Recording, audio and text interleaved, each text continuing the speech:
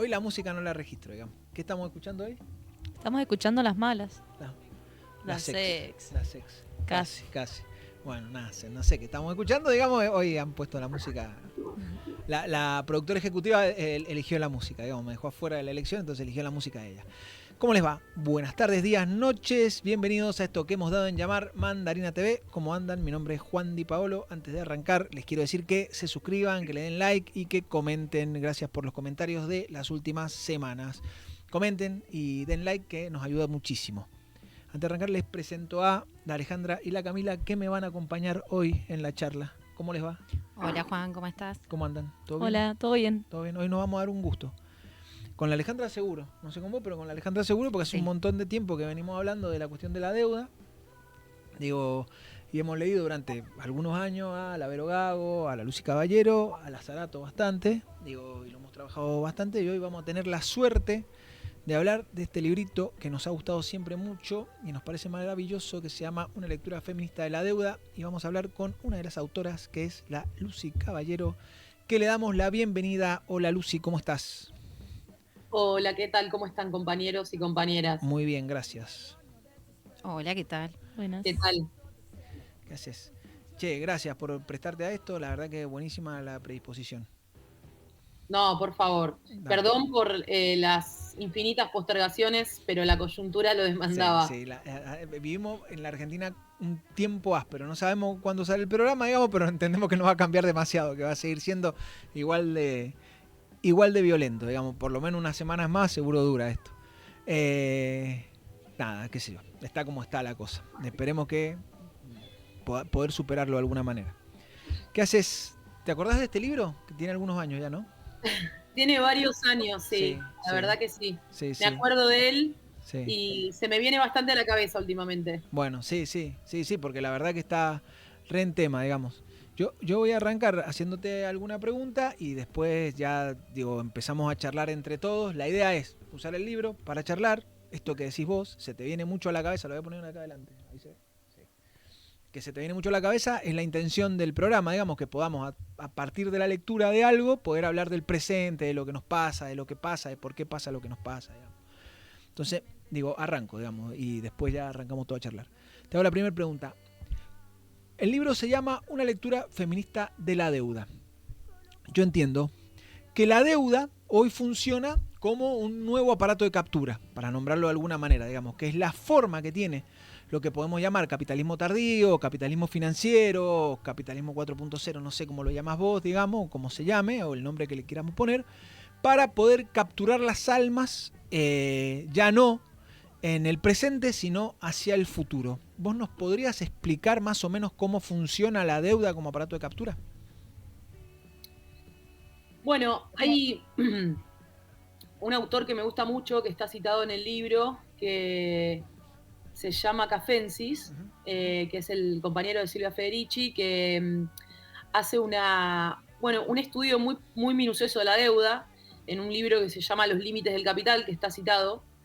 Y él dice que la deuda actúa como una contrarrevolución en la vida cotidiana, ¿no? Y que es a partir de la década de los 60 empieza a ser la relación primordial de los obreros y las obreras con el capital, ¿no? No ya la relación capital-trabajo, sino capital-trabajo con el patrón en el espacio industrial, sino que empieza a haber una desestructuración de esa relación que se empieza a dar principalmente por la relación de acreedores, acreedoras y endeudados y endeudadas.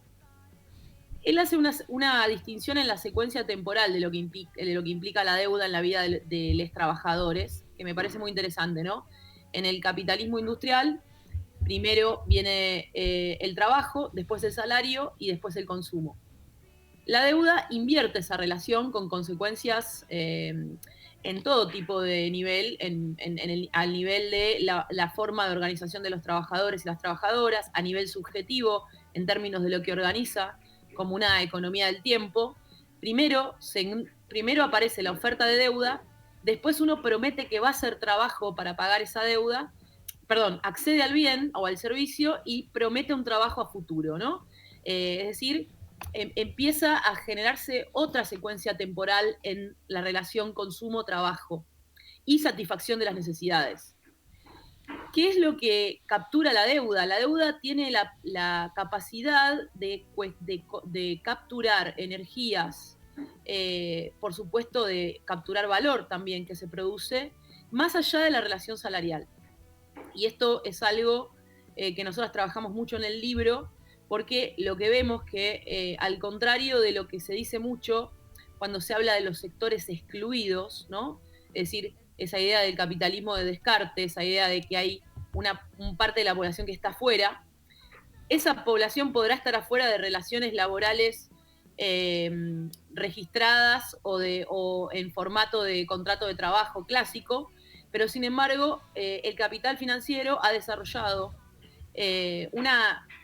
se ha sofisticado y ha podido saltar la relación salarial para endeudar a la población de forma masiva. Por eso captura energías, captura formas distintas en las cuales las personas organizan la reproducción de su vida. Vamos a algo que está muy presente en el libro.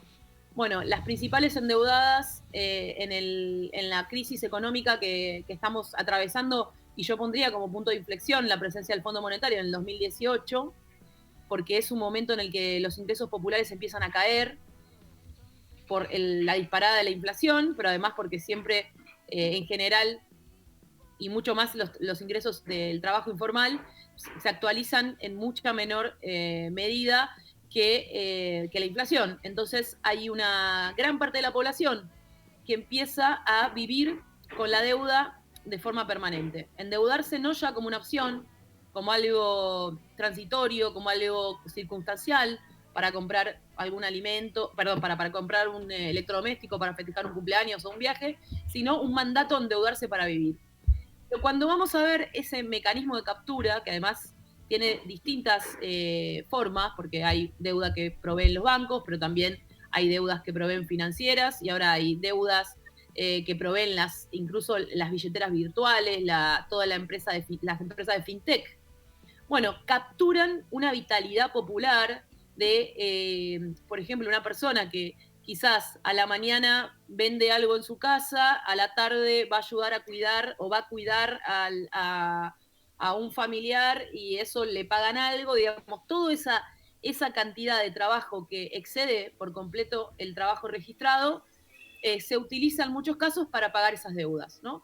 Por eso hablamos de un mecanismo de captura que captura valor, pero también que atraviesa las subjetividades, invirtiendo esta relación temporal, donde hay mucha gente que está primero endeudada y después ve qué trabajo va a hacer para pagar esa deuda. Por eso también la deuda dinamiza la precarización laboral, porque las personas están endeudadas y eso las compele por ejemplo, a aceptar trabajos en peores condiciones. Y entonces es un mecanismo de captura que es capaz de saltarse la relación salarial, es capaz de capturar valor en el ámbito doméstico, en el ámbito comunitario, y es un gran organizador de las relaciones sociales que actúa de modo invisible, ¿no? Uh-huh. Hay muchas dinámicas sociales hoy relacionadas con las economías ilegales, que están relacionadas con un sistema de endeudamiento.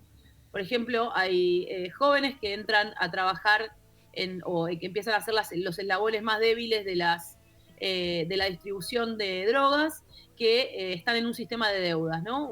Te presto plata y vos tenés que trabajar y distribuir de esta manera. Entonces, es un gran organizador social la deuda, y cuando nos vamos a los sectores más precarizados, incluso vemos esto, ¿no? Que hay prestamistas informales en los barrios, hasta llegar a los tipos de endeudamiento más formal. Pero es un mecanismo que actúa capturando valor, riqueza, energía, vitalidad en las formas de resolver la reproducción de la vida, mucho más allá de la relación tradicional salarial. Claro, está muy bien. Ya, hago una pregunta más y ya pues, abrimos la charla. Digamos, solo en función de las cosas que me he venido preguntando y como para que... El capital, en el patrón de acumulación industrial, como vos decís, ataba los cuerpos al salario, digamos, ¿no? Y el salario tenía una forma de ordenamiento del tiempo que bueno, que tenía un principio y un final, ¿no? Digo, vos cobrabas todos los meses, las horas que trabajabas eran 8 horas, en una sociedad que más o menos funcionaba, digamos, en el capitalismo industrial que más o menos funcionaba, en la sociedad de pleno empleo, y también se expandía un tipo de subjetividad, que era el tipo de subjetividad de esa familia nuclear, de la burguesía industrial, qué sé yo, que se expandía cada vez más y eso permitía que el capital ganara dinero. Al capital no le iba mal en las sociedades del estado de bienestar, digamos. Porque el capital se ve con la necesidad, y me imagino que el dominio tiene algo que ver en eso, digamos, porque el capital se ve con la necesidad de quebrar el patrón de acumulación industrial y pasar al patrón de acumulación financiero, si parecía que a todos les iba bien a mediados de la década del 50, 60.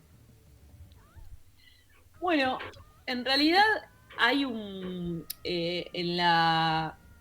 me parece que hay un momento que es clave y que tiene que ver con la aparición de movimientos de protesta que empiezan a poner en crisis las formas de obediencia necesarias para el modelo industrial, ¿no? Pensemos en mayo del 68, pero también en los procesos de liberación nacional en los países del llamado tercer mundo.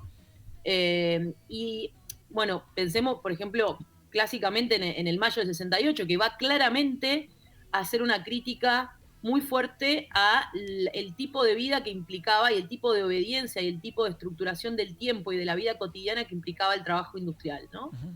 De hecho, el capital toma de esa crítica, ¿no? Y empieza a generar también todo lo que se dice en libros como el de Boltanski y Chapelo, ¿no? Una especie de formas de trabajo donde se empieza a borrar la relación de obediencia entre trabajador y patrón para sentirte vos el propio empresario o para tener una especie de una performance de iniciativa política, de iniciativa laboral libre.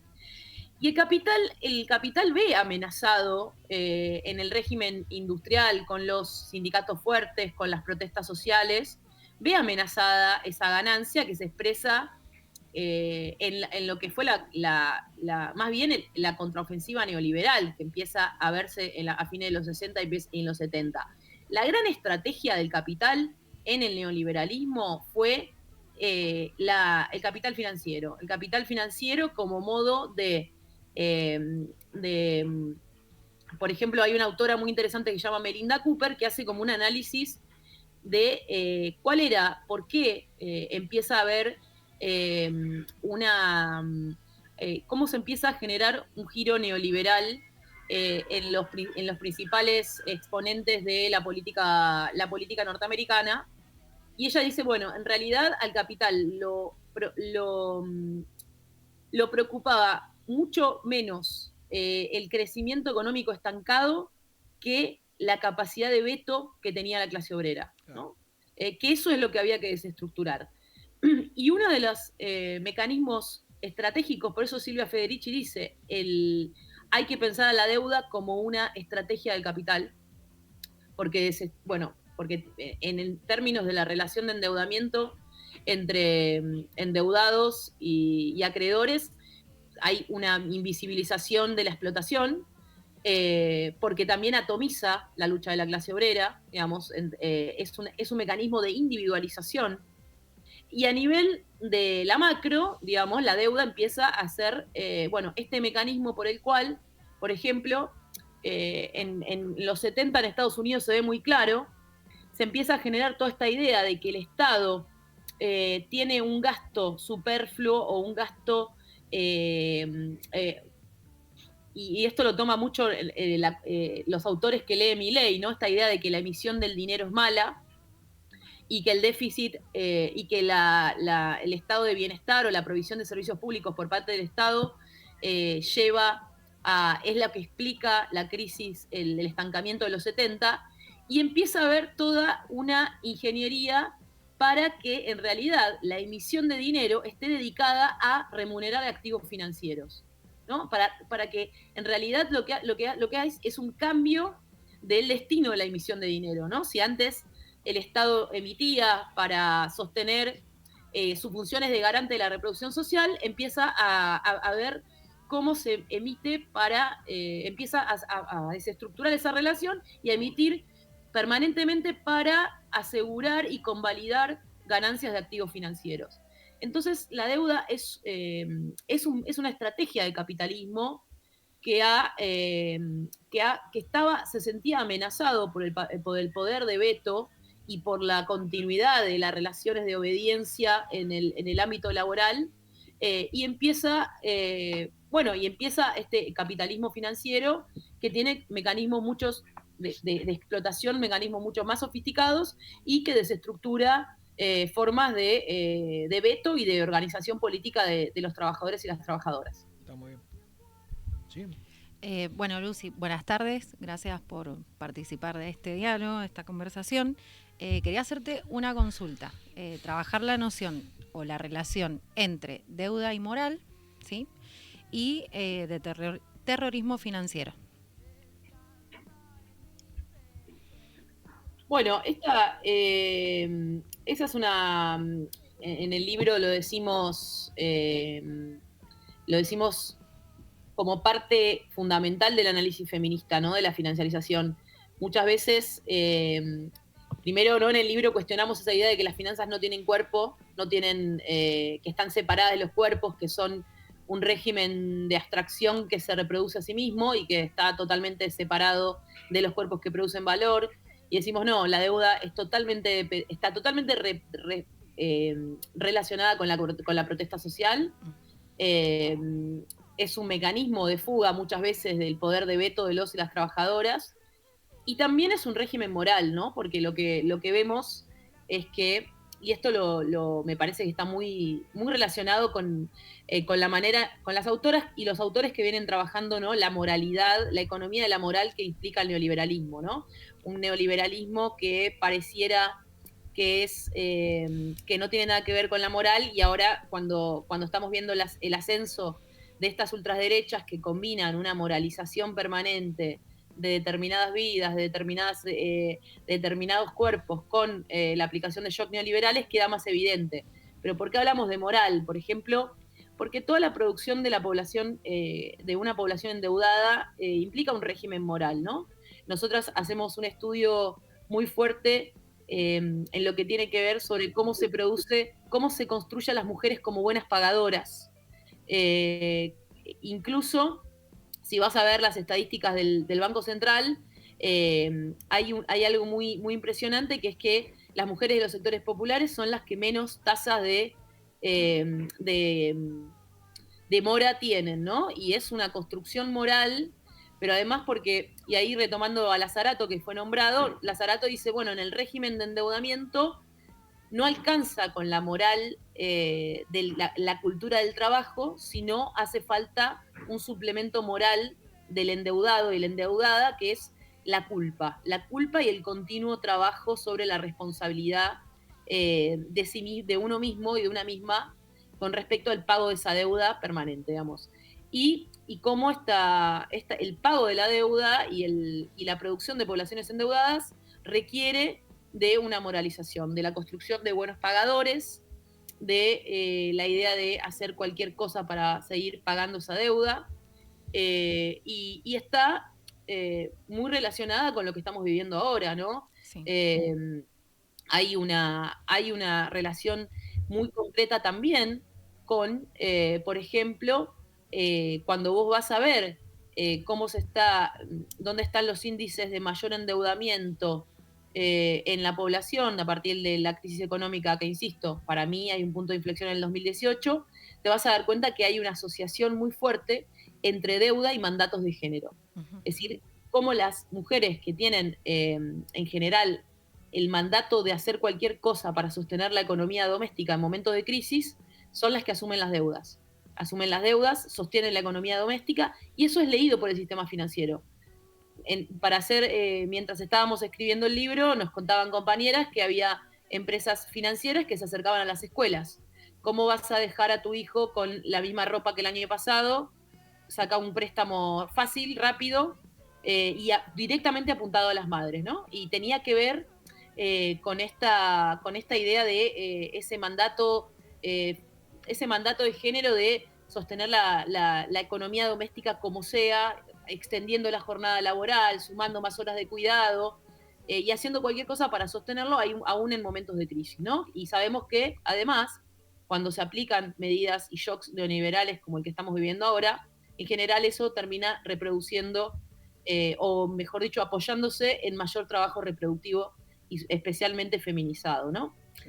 Así que era explicar un poco esa moralidad de la deuda. Perfecto. Y otra consulta, ¿cuáles son las formas que tiene esta moralización de la deuda, entendiéndola como un dispositivo?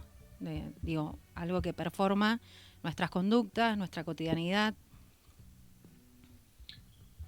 Claro, es un dispositivo de moralización porque, como te decía, es la deuda y está muy relacionado, por ejemplo, con la forma en que se construye esta idea de, como te decía anteriormente, las buenas pagadoras, ¿no? Uh-huh. Las buenas pagadoras y también la responsabilidad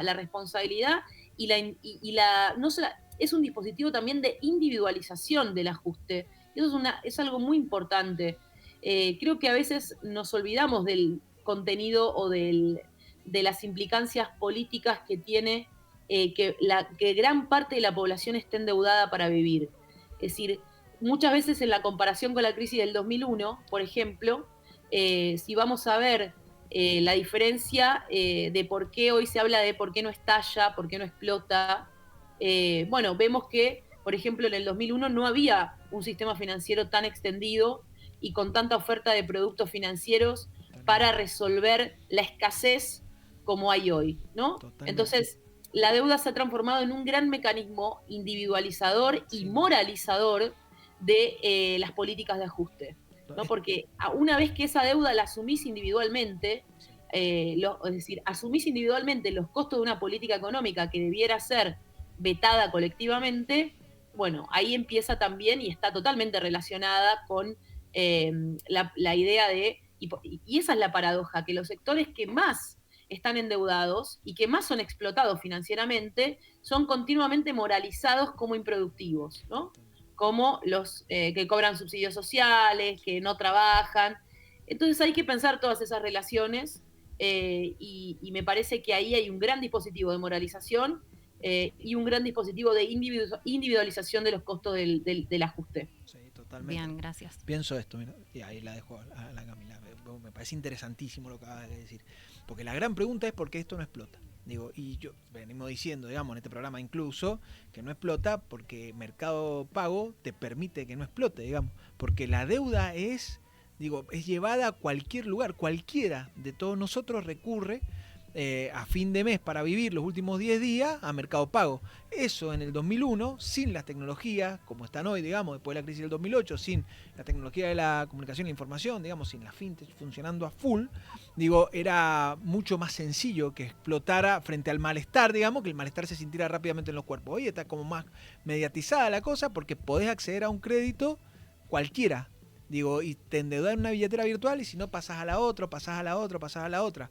Hoy cuando en Europa están discutiendo el euro digital sí, el euro digital no, lo que están discutiendo es un aparato de captura, y esto me gustaría decir, de la imaginación política hacia el futuro, digamos, porque lo que va a quedar cerrado, que es lo que cierra Mercado Libre, digamos, es la posibilidad de imaginar cosas por afuera de pagar la deuda. ¿Se entiende? Exactamente.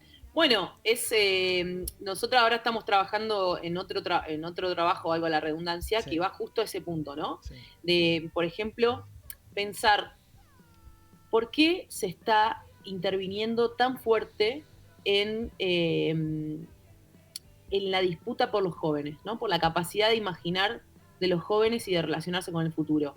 Me refiero a políticas muy concretas como que empezaron con el macrismo, pero obviamente en este gobierno inició, se acelera y se intensifica y se hace más violento. Pero para darte un ejemplo, ¿no? La baja de la edad a partir de la cual los adolescentes pueden acceder a una inversión en el mercado, en la bolsa. El macrismo bajó la edad a partir de la cual se puede tener una caja de ahorro.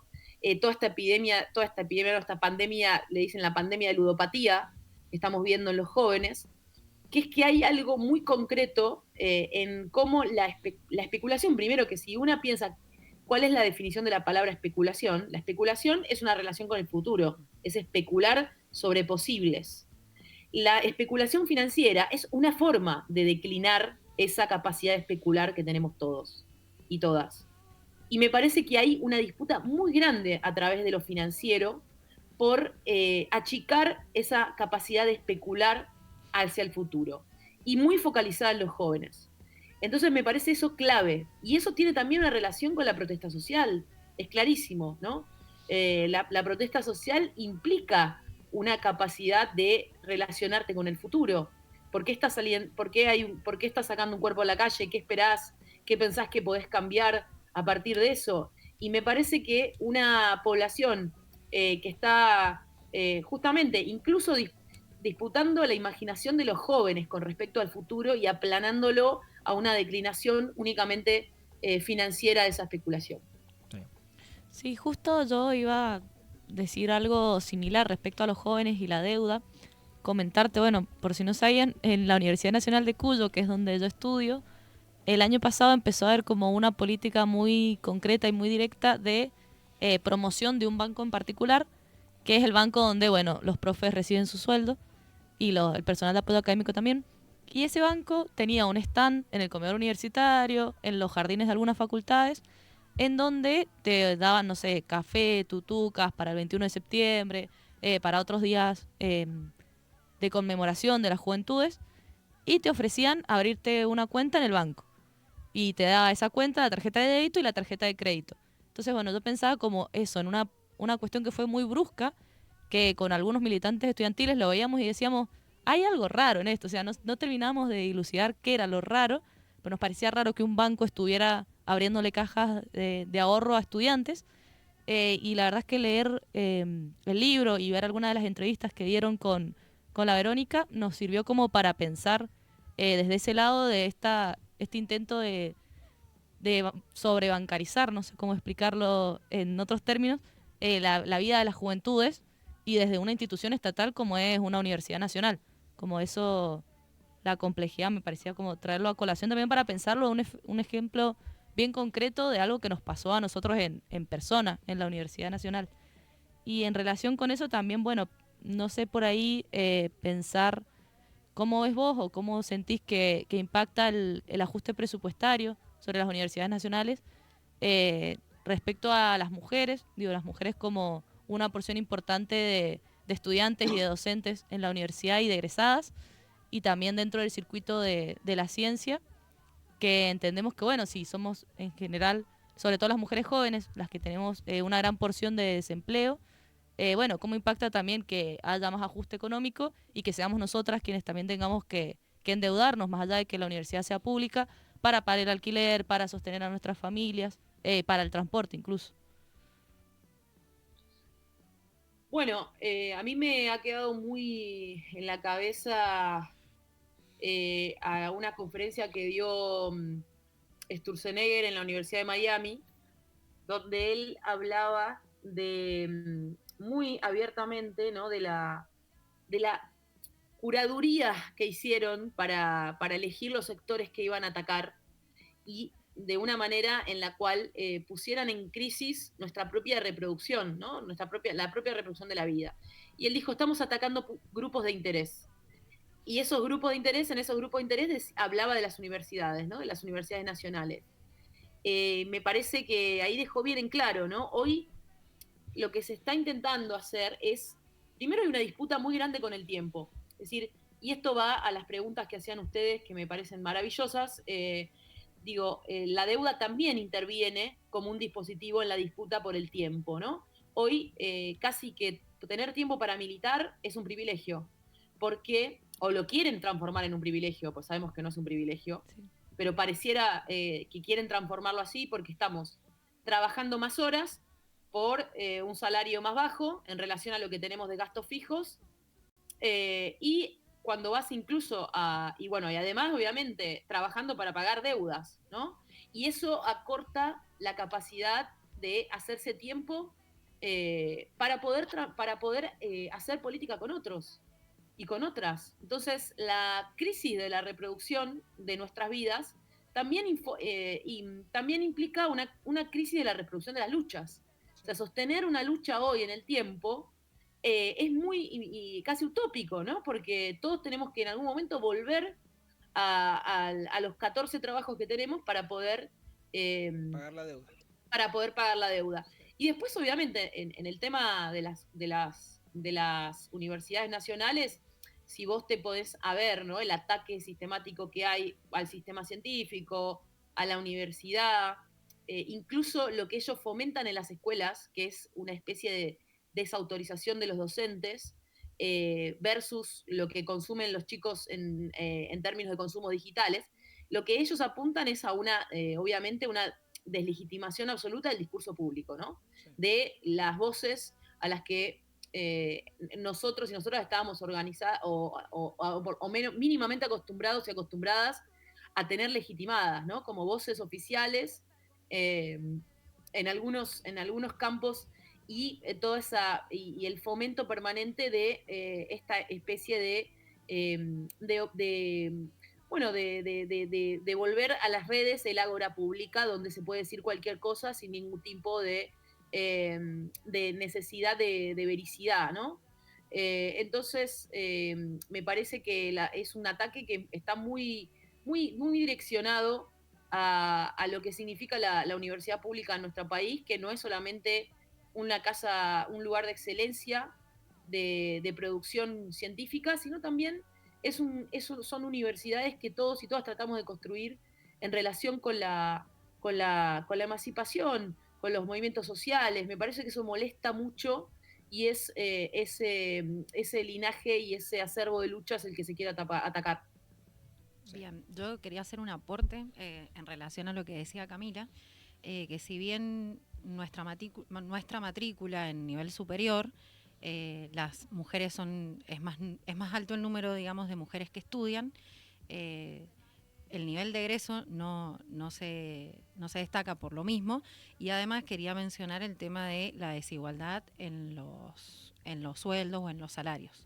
Y por qué también hablamos de una lectura feminista de esta deuda y cómo impacta en los cuerpos y en las maternidades o disidencias, ¿sí? Hacer esta aclaración sobre la desigualdad de la deuda, tiene un sesgo de género y también de clase social y demás. Sí, sí. Sí, eso me parece que es importantísima esa pregunta como metodología. Nosotros ahí en el libro hablamos de cuando viene la pregunta de qué es una lectura feminista de la deuda. Bueno, primero es esta discusión que habíamos planteado al inicio de luchar contra la pretensión de las finanzas de abstraerse de los cuerpos concretos que producen valor y de los cuales se nutre la ganancia financiera, pero también es hacer preguntas políticas a la deuda, que en las estadísticas oficiales del Banco Central no están, pero la pregunta es quiénes se endeudan, en qué condiciones y para qué se endeudan, porque ahí es donde aparece la extracción mejor dicho, la deuda como una variable cada vez más importante para entender los mecanismos de estratificación social. Si sos una mujer del sector popular, estás endeudada de manera informal, con tasas de interés muy altas en relación a las que accede una persona de clase media, y cada vez más en mecanismos informales, pero que también rozan las economías ilegales, porque ante la falta de liquidez en los barrios, hoy los que están inyectando liquidez son las economías informales, las economías ilegales, que pueden ser la droga, pero pueden ser también los negocios de apuestas virtuales. Entonces hay una estratificación social muy fuerte de la deuda y después el destino. Es decir, ¿cuál es acá vuelvo a Cafensis, que también hace cuando él habla de esta deuda como contrarrevolución de la vida cotidiana en la clase obrera, hace una distinción, ¿no? De cómo las clases altas se endeudan para expandir negocios y cómo las clases bajas o los sectores populares, diríamos acá, están endeudadas para la reproducción social. O sea, para acceder a lo mínimo indispensable para reproducir la vida. Para eso sobrevivir. Implica deuda. Y ahí retomo la pregunta de la otra compañera que lo hacía al inicio, a eso le denominamos terror financiero. Es decir, Exacto. cuando la deuda no es una opción y está acoplada a la resolución de necesidades básicas para vivir. Y la deuda Bien. está asociada a eso, estrictamente, digamos. Hoy está Exactamente. asociada, nadie crece. A mí lo que me resulta en esto, que vos decís, de clase media o clase popular, digamos, me parece que la operación política funciona por ahí, porque parte a los sectores populares, pero también es verdad que los sectores que hoy podemos reconocer como medios, digamos, o los sectores que tienen acceso a la bancarización, vamos a decir así, también están sobreendeudados. Yo pensaba en esto.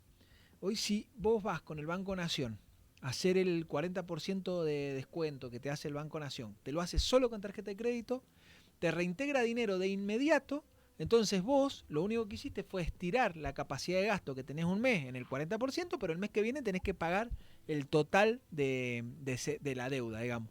O sea, lo único que hace es capturar cada vez más el futuro de cada uno de los que pueden participar de la economía bancarizada. A mí eso me parece terrible, digamos, pero más allá del juicio de valor, digamos, que me parezca terrible o no, sí me queda la sensación de que inmoviliza de una manera muy grande a una gran porción de la sociedad, digamos, ¿no? Que es esto que decíamos recién. Estamos todo inmovilizados, digo, parece que cualquier cosa que pasa un instante y al otro día deja de pasar, porque lo que hay que hacer es volver a trabajar para tratar de pagar la deuda, digamos. Y me parece que en ese aparato de captura financiera, en esa moralización que se construye a través de la deuda, es donde hoy estamos atrapados tratando de encontrarle una salida al problemón que tenemos en Occidente en general, ¿no? Exactamente. Y otro punto que me parece importante es pensar esto cuando el gobierno apela, ¿no?, a la libertad financiera, Sí.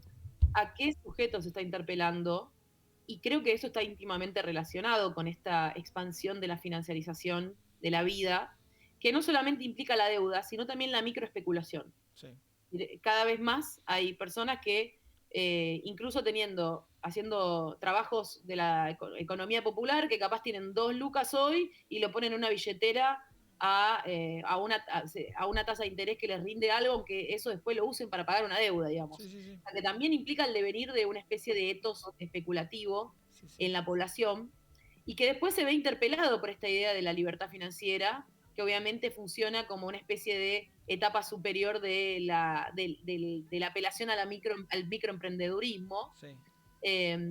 Y creo que hay que pensar a fondo cómo también esta proliferación, esta expansión de la financiarización de la vida, hace que la austeridad y que el ajuste devenga una lengua popular.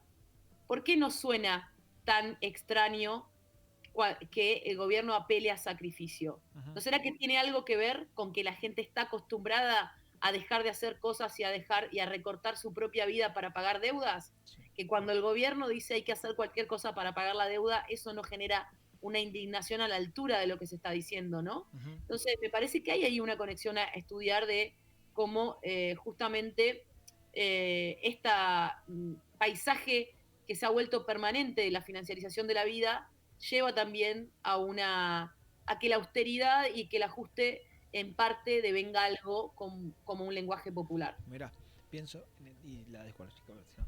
Digo, pero la verdad me entusiasma la cosa. Hay formas culturales, lo hablábamos un poco en el programa anterior, hay formas culturales que se han puesto muy de moda, y pienso en los Ponzi y pienso en el estoicismo, viste que está como, wow, ha explotado la noción de levantarse a las 5 de la mañana, bañarse con agua fría y hacer deporte, digo, y hacerse de un ciudadano, una persona, un humano del rendimiento continuo, y después, bueno, aplicar a la filosofía estoicista para decir, bueno, a través de este sufrimiento yo voy a lograr tales fines. El problema es que no son 3 o 4, el problema es que hay una noción de moralización en torno a esa situación que, más allá de que hablemos no de estoicismo, más allá de que nos creamos o no Ponzi, está puesta hoy en los sectores populares de una manera muy fuerte, cala de una manera muy fuerte. Por eso cuando dicen hay que esforzarse para pagar el ajuste, digo, somos nosotros los que nos esforzamos para pagar el ajuste, y ni siquiera nos llegamos a preguntar si hay alguien más que se tendría que esforzar un poco más, tal vez, para pagar ese ajuste. Me parece que funciona en términos morales la idea de deuda como tal, este jus, ¿no? Que funciona la culpa para tratar de pagar esto. Hay como una nueva religiosidad, como una remistificación de la noción de la deuda, ¿no? Es como, bueno, listo, la religión como forma de culpa terminó, pero acá hay otra. Y esta ata mejor con el capitalismo financiero. La culpa funciona como la forma moralizante del endeudado, ¿no? Totalmente. Y pensemos, ¿no?, en esto de también de cómo salió a la luz también esta dinámica de los criptobro, ¿no? De Claro. tener un ejercicio casi militarizado, perdón, un ejercicio físico casi militarizado asociado a una masculinidad que se reafirma en el riesgo financiero.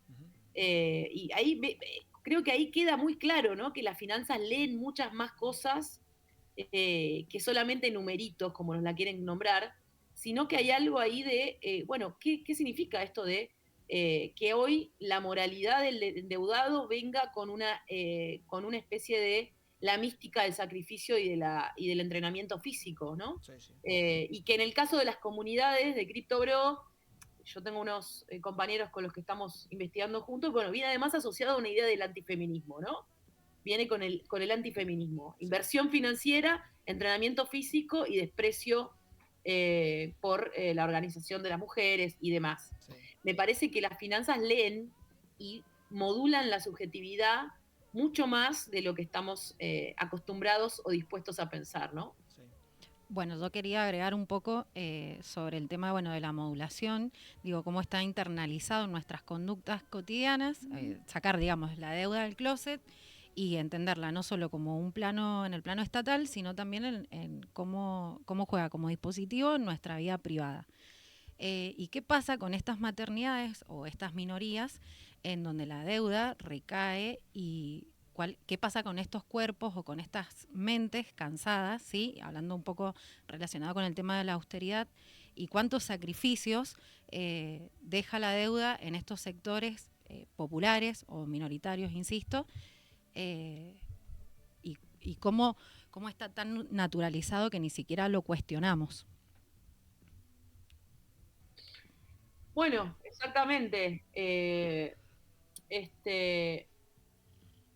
Me parece que el primer ejercicio, y ahí viene un poco la parte política del libro, es la primera, nosotros decimos, hay que imaginar desobediencias financieras. La desobediencia financiera no es algo que implique solamente, implica todos estos aspectos de la vida, ¿no?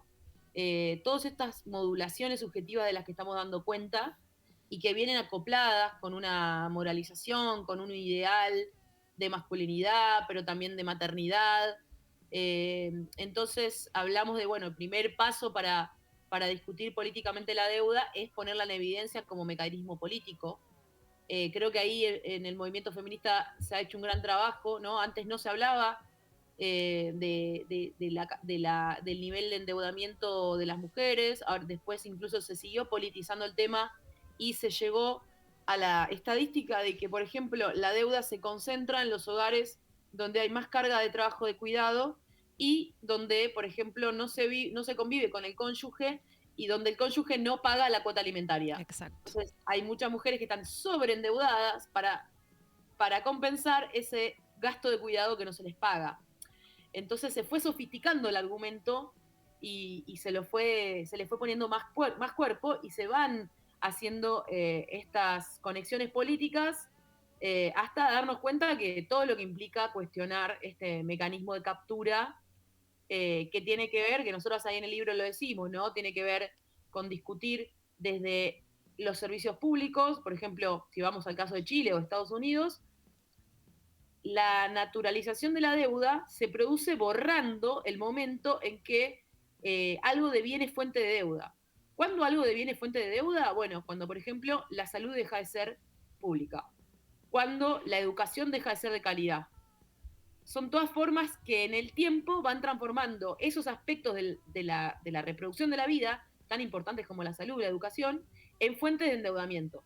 Y después se naturaliza. Se hace como una especie de, se le tira como una bolsa de cal y aceptamos que nos tenemos que endeudar para acceder a la salud, para tener una buena carrera universitaria, se va produciendo un olvido sobre las condiciones que fueron desmantelando la provisión de servicios públicos hasta transformarlos en fuente permanente de endeudamiento en la vida. Sí. Bien. Sí, ¿tenés? No, bueno, escúchame, mirá. Pienso en esto y te dejamos de molestar.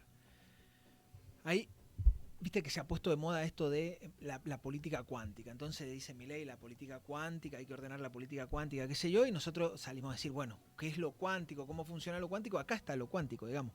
En lo micro, digo, a través de la deuda lo entienden perfectamente, porque lo que están haciendo es moldear subjetividades, digo, no es mucho más que eso, digamos. ¿Y cómo moldean subjetividades? En lo mínimo, en cada una de nuestras actitudes, hay siempre un devenir debo, un devenir endeudado, digamos. Ese devenir endeudado ordena al sujeto de tal manera en cada una de sus conductas, por eso me parece tan interesante esto que vos decís sobre la subjetividad, digamos, en cada una de sus conductas, en sus microconductas, en ser una persona endeudada que tiene que pagarse a sí mismo. Y pienso en las técnicas de esto, ¿no? Esto es al infinito, entonces cada vez que movemos esto, digo, estamos tratando de salvar un punto hacia adelante, digamos, tratando de consumir algo más, ¿no? De consumir algo más, consumir algo más.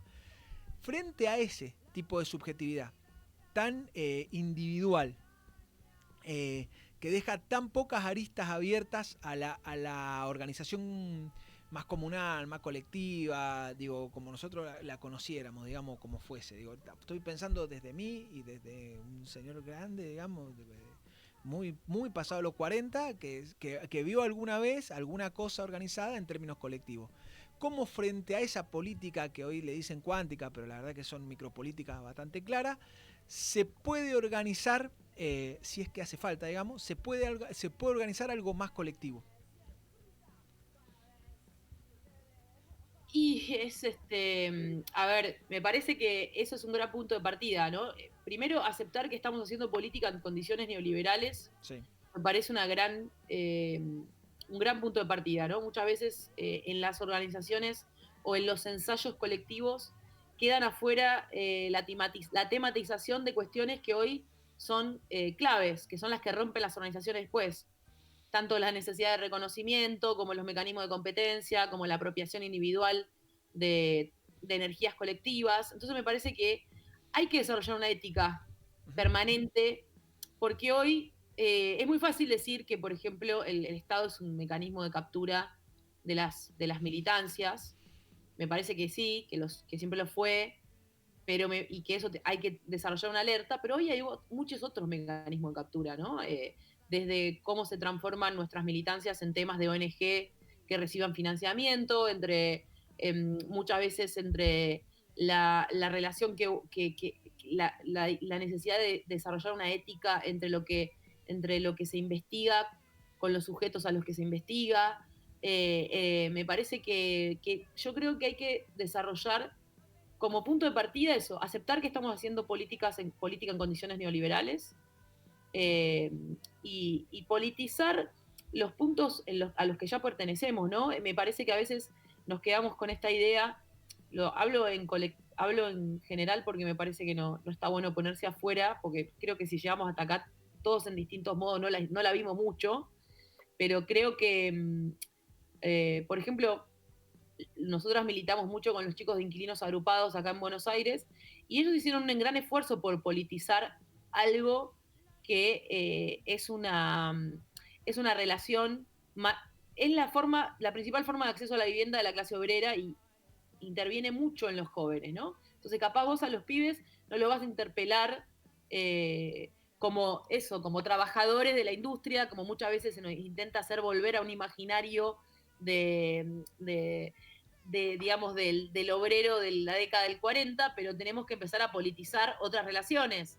La relación de lo que pagamos de alquiler, lo que se queda de la renta, el lugar donde vivimos, lo que producimos como usuarios o como explotados por el algoritmo. Entonces, creo que hay que buscar esos puntos de politización y ensayar formas colectivas, ¿no? Nuevas formas de sindicalismo, nuevas formas de politizar lugares en los que transitamos, donde somos explotados de maneras distintas a las que veníamos hablando en en el trabajo de la década del 40 al 50, ¿no? Está muy bien. Y eso incluye obviamente la deuda. Está muy bien. Está muy bien. Yo tenía una duda más, que es, bueno, pensando esto en torno de las nuevas formas de sindicalización o cómo nos organizamos desde otro lugar. En el libro hablan un poco del el neoliberalismo y estas tendencias de microemprendimientos y de cómo ser tu propio jefe y la dinámica de empezar en este mundo del emprendedurismo desde pedir deuda justamente y después tener que trabajar para cubrir esa. Y bueno, ¿cómo abordamos ese nuevo mundo del trabajo en relación, no sé, por ejemplo, a las economías populares y las diferencias que tienen estas dos formas de trabajo? Que bueno, las economías populares se han podido organizar también bajo uniones y otros espacios, y bueno, el microemprendedurismo como mucho más neoliberal, individualizante, se nos escapa de las manos y también es como una de las principales fuentes laborales para los jóvenes. Sí, en realidad no hay formas puras, ¿no? Me parece que eso es algo que viene trabajando mucho Vero cuando habla de neoliberalismo por abajo, donde ella trata de justamente entender cómo, insisto, y esto está relacionado con la pregunta anterior, en un contexto neoliberal, incluso en ese contexto se ensayan formas comunitarias, pero que no necesariamente devienen en formas puras, que están completamente por fuera del neoliberalismo, sino que se mixturan formas de competencia, formas de explotación con ensayos comunitarios. Ujú. Entonces me parece que se trata de ver, de tratar de experimentar políticamente en esas formas no puras, hacerlas crecer en lo que tengan en los momentos que tengan de anticapitalistas, sabiendo que estamos en un continuo ensayo. Obviamente la distinción de economía popular con microemprendedurismo me parece muy fundamental, porque sobre todo porque da cuenta de una genealogía de luchas, que eso es algo que tiene nuestro país y que quizás en otros lugares no. En nuestro país se ha dado un proceso primero de politización de la condición de desocupado y desocupada en el 2001, que es el origen del movimiento piquetero, y que a partir de ahí, bueno, no en todos los países los desocupados se organizaron a partir de su condición de desocupados, devinieron piqueteros, devinieron bloqueadores de la circulación, y después ese es el movimiento que después termina organizando grandes movimientos populares en toda su diversidad ideológica, algunos con más o menos relación con el Estado, pero que después terminan estructurando esta idea de la economía popular, que es justamente el intento por agremiar, por generar un sindicalismo a la altura de las nuevas realidades laborales del pueblo, y que se dio esta creación del sindicato de la economía popular, que no existe en otros lugares, donde hay economía popular, donde hay microemprendedores, no necesariamente están organizados en sindicatos. Entonces me parece que ahí hay una distinción política importantísima que tiene que ver con las formas y con las genealogías de lucha que se ha dado en nuestro pueblo, ¿no? Entonces cuando hablamos de economía popular, hablamos de 2001, hablamos del movimiento piquetero, hablamos de movimientos que han mantenido una discusión durante años sobre por qué el trabajo se tiene que denominar trabajo más allá del reconocimiento salarial. Y me parece que eso ha sido y es muy importante, y por ejemplo ha entrado en una zona de contacto muy importante con el movimiento feminista, ¿no? Cuando fueron las huelgas feministas, y cómo ha habido una afinidad histórica entre la lucha de la economía popular y la lucha del movimiento feminista. Está muy bien, está muy bien. Te hago la última y te dejamos Dale. molestar ya con la compañera. Digo, ¿cómo pensás que va a afectar a la Argentina el nuevo acuerdo con el FMI? Digamos, yo entiendo que la pregunta es de cajón, pero como para que nos demos una idea del volumen de la cuestión, digamos. ¿De qué manera crees que este acuerdo al que empujamos a la Argentina, voy a decir empujamos porque yo me siento parte de la Argentina, no porque tenga parte que ver con la decisión, digamos, a la Argentina hacia adelante, ¿no? ¿De qué manera crees que va a afectar a la Argentina el acuerdo con el FMI? Mirá, la Argentina ya está muy endeudada, Sí. ¿no?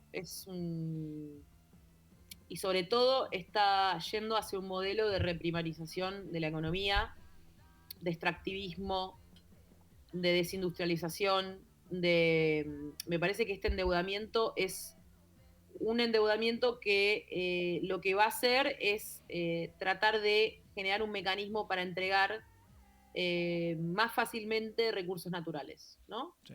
Y obviamente va a generar mucha inestabilidad financiera porque el Fondo Monetario pide la devaluación. Entonces hay como una medida más superficial no porque sea menos dañina, pero sí como de la que más se va a hablar, que es la devaluación de la moneda que está pidiendo el Fondo Monetario, de manera tal de acumular más reservas, porque al devaluar vos acumulas más reservas para pagar la deuda. Y después hay algo más estructural, que es lo que está haciendo el imperio y expresado en la figura de Donald Trump, que es intensificando relaciones coloniales en todos los países, y me parece que hay algo muy, muy, muy, muy claro en lo que incluso nuestra élite empresarial está de acuerdo, que es transformar a la Argentina en un proveedor de materias primas, abandonando cualquier atisbo de soberanía nacional, desarrollo tecnológico, y en eso va a jugar un gran rol la deuda, ¿no? La deuda si en los 90 significó la enajenación de las empresas públicas, hoy va a ser el remate o el intento de rematar, porque para mí es importante decir que estamos en lucha. Sí. Cada vez que salimos a las calles a acompañar a los jubilados, estamos produciendo inseguridad jurídica en esos acreedores, y cada vez que salimos un 24 de marzo también estamos diciendo no al FMI, pero así creo que el intento va a ser, primero, entonces, el primer efecto, inestabilidad financiera, devaluación, caída de los ingresos, y segundo es un mecanismo, una correa de transmisión para enajenar el patrimonio de los mal llamados recursos naturales, ¿no? Sí, totalmente. Yo digo lo último, ¿no? Digo, se van a llevar lo mismo que cuando los imperios se reparten Ucrania sin una guerra, ¿no? Se lo van a llevar sin la guerra. Digo, se están repartiendo Ucrania a partir de la deuda de guerra que tiene Ucrania, y se van a repartir los recursos naturales, y a nosotros nos van a llevar los recursos naturales sin la guerra de por medio. Digo, no solo sin la guerra, sino que tal vez se lo lleven, y pienso en el momento de la deuda externa, de la expansión de la deuda externa de América Latina en los años 70, sin las dictaduras militares, ¿no?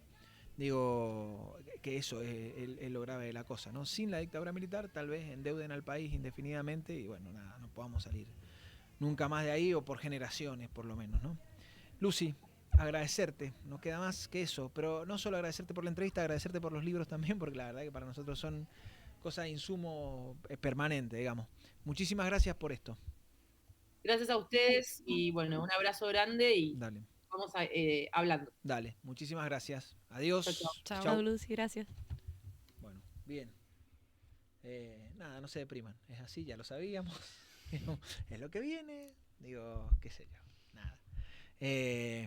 Yo insisto mucho en esto, digamos, me parece central lo que vos has dicho. Digo que es, me voy a poner un poco más serio, digamos, empezar a mirar cómo funciona el sistema financiero. Yo lo discuto mucho con los amigos de por acá, qué sé yo, esto de, no, pero está bueno, porque si expanden el crédito, todos podemos expandir. Es mentira, digamos. Nadie hoy expande el crédito, digo, para comprar una casa. Nadie expande el crédito. No. Nadie expande el crédito, tal vez para comprar un auto, y te cancelan 8 años la vida hacia adelante si querés comprar un auto 0 kilómetros.